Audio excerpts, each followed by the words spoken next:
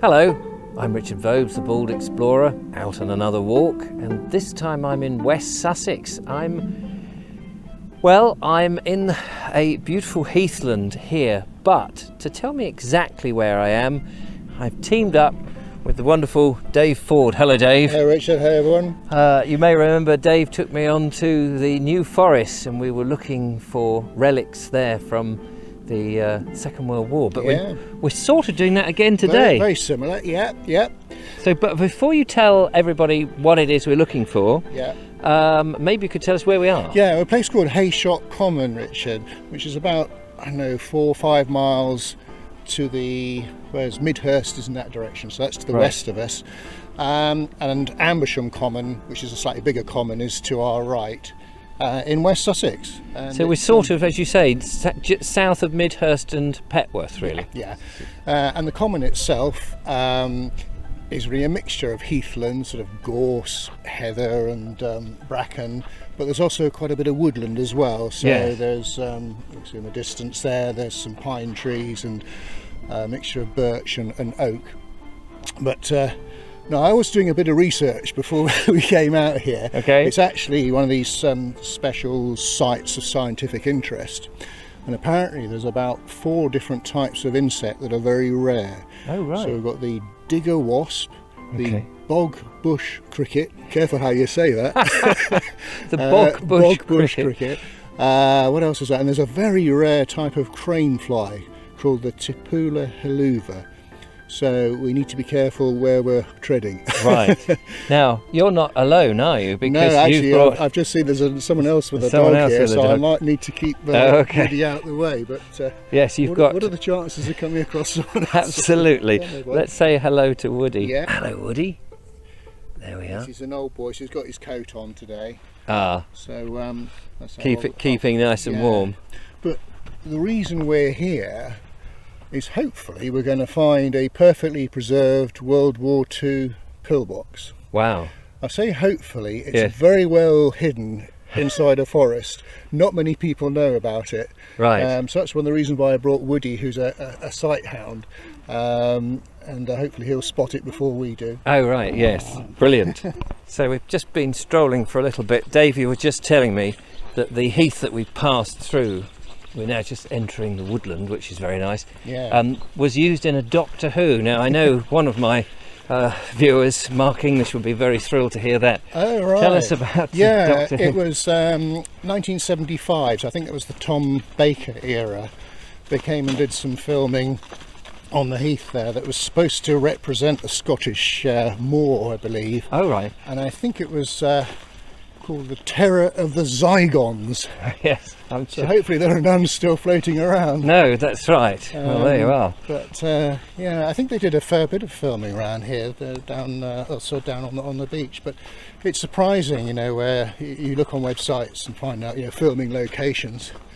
But yeah, that was. So the TARDIS was involved as well. Yes, there's a photograph actually of the TARDIS sitting right in the middle of a fire break. Oh, right. So that would have surprised some walkers, I imagine, if they'd come out that day. Absolutely. Yeah. We're now into the wooded area.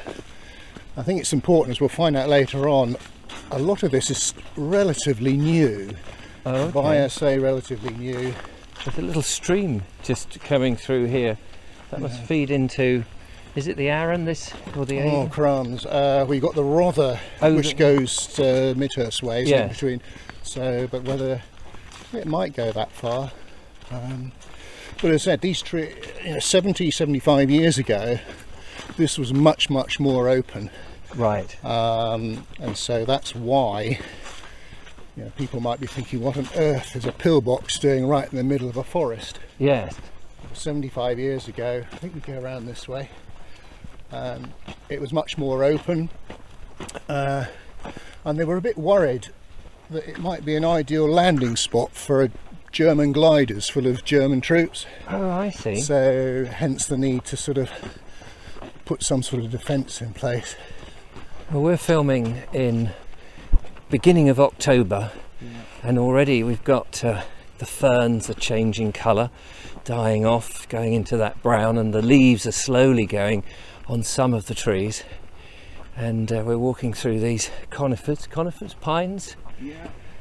All the needles dropping like nobody's business, which is very nice. But as you say, yes, in the last 70s, it just goes to show how quickly the pine tree, which is a plantation tree, can grow, because there was that urgent need at the end of the war and during the war for wood, but that sort of need now is gone because we bring it all in from overseas. So how's your memory? Well, we're not far, I promise. This is looking, yes. You used to go here, this was your hunting ground as a child. Again, I was lucky enough to be brought up in a village of Graffham, which is about 3 or 4 miles away. When I was a kid, 10, 12 years old, that sort of thing, we used to cycle out here, and this was our playground. And the pillbox we're going to see was effectively our den. So, and what a den that would have been made. Now we can just about spot it through the trees, so it's still there. This whole area is very sandy. Very sandy. Yes, it's almost like walking on the beach in It is, parts, isn't it? yeah. I mean, it's June-like. Now, if we head up this path here, Richard, yeah, I know it looks as though we're going in the wrong direction, but it will bring us round to the pillbox. And I think the fact that it is stuck out in the middle of nowhere, in the middle of forest, no one knows about it. Yes. And as a result, it's perfectly preserved. There's no graffiti, no one's tried to damage it in any way. So as you say, it's an interesting place to put a pillbox because they're often sited by roads, rivers, and places that the Germans would have been whizzing along. And here, we're just on the other side of the South Downs, so I'm guessing strategically it would have been a good place to. So if you're going to land your gliders and then run en masse, and we can see it now, very much approaching. And the other reason why, some people might think, well, why is it still here? Because there would have been significant numbers of these similar buildings dotted across the south. Yes. After the war, the Ministry of Defence, I think, offered £5 to landowners to demolish them. And I can purely guess that because it's out here on common land, there was no one to demolish it. So. Oh right, no one claimed that £5. But the first thing to do, apart from get our breaths back up this hill, is you notice as we approach it, it's semi-buried into the ground. So the holes that the shooting holes or whatever they're called, they're almost at ground level. Oh yes. So very cunning. You could get the Germans' legs as they're marching. And here it is through the bracken. It looks really ominous. It's you've got a brick sort of outline, and then it's sort of whoops, Woody's having a I'll come round you. And then it's sort of reinforced concrete inside. It's, I believe it's a sort of hybrid of either between a Type 22 or a Type 24. I wanted to see how thick it was. Oh really? Oh, there we go. Does that so there we are. It's basically 3 foot thick. So they were obviously expecting trouble. Yes, you wouldn't build something this thick, I guess, if you weren't expecting some serious business. Plenty of holes there. Yeah, you can get inside, but what I did find interesting, and it'd be interesting to see if anybody has any clues. I'd love to know what these two iron girders sticking out here, whether they had any purpose or not. There's a couple of holes that have been drilled in. They're not. It's not by accident, is it? I mean, it may well be that it was just too big, and a bit like building something from IKEA and your parts a bit too big. But it does look as though it's there for a reason. But let's go in. We could all send Woody in first, but and be nice and brave. Or... Is this the doorway here? Yeah. You've got to duck down a little bit here, ladies and gentlemen, to get through. Oh, in we go. It's quite dark. There is room. We should have brought a torch. Really. Oh yeah. But, we'll see what we get. I wonder how many people there would have been in here.